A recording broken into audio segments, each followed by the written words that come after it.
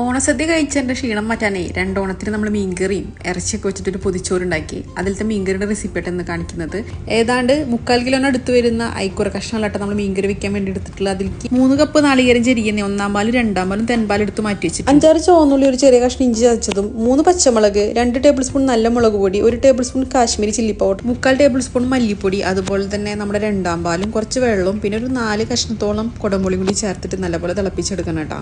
High ഫ്ലെയിമിൽ വെച്ചിട്ട് കുറച്ച് കഴിഞ്ഞിട്ട് നമുക്ക് 1-ാം പാൽ ഒഴിക്കാം. 1-ാം പാൽ ഒഴിച്ചൊന്ന് തിള വരുന്ന സമയത്ത് നമുക്ക് മീൻ കഷ്ണം കൂടി ചേർത്ത് ഒന്ന് ചെറുതായിട്ടൊന്ന് ചുറ്റിച്ചെടുത്തിട്ട് അടച്ച് വെച്ചിട്ട് മീൻ കഷ്ണം വേവാൻ വേണ്ടിയിട്ട് വെയിറ്റ് ചെയ്യാം. മീൻ കഷ്ണങ്ങളൊക്കെ നല്ലപോലെ വെന്ത് ചാറൊന്ന് കുറുകി വരുന്ന സമയത്ത് തീ കുറച്ചതിന് ശേഷം നമുക്ക് തെമ്പാലും കൂടി ഒഴിക്കാം. തെമ്പാലും ഒഴിച്ചൊന്ന് തിള വരാൻ വേണ്ടി മാത്രം വെയിറ്റ് ചെയ്താൽ മതിയിട്ട്, നല്ലപോലെ തിളയ്ക്കേണ്ട ആവശ്യമില്ല. വെളിച്ചെണ്ണ ചൂടാക്കിയിട്ട് 10-12 ചുവന്നുള്ളി ഒന്ന് മൂപ്പിച്ചെടുക്കാം. കുറച്ച് കറിവേപ്പിലി, മറ്റമുളക്, ചുവന്നുള്ളി ഒന്ന് മൂത്തതിന് ശേഷം ചേർത്ത് ഇളക്കിയതിന് ശേഷം നമ്മുടെ മീൻകറിയിലേക്ക് താളിച്ചൊഴിക്കട്ടോ. ഇതാണ് ഇതിൻ്റെ ഒരു ഹൈലൈറ്റ് എന്ന് പറയുന്നത്.